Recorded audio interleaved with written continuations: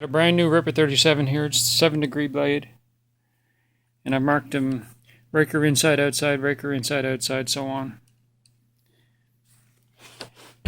And the distance between the raker and the inside is about 22 mils.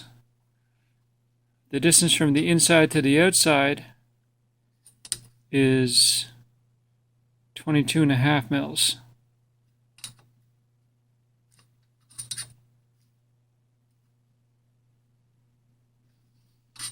And from the outside to the raker, also 22.5. Then when I get to the next raker, to the inside, it's not. It's more like 22.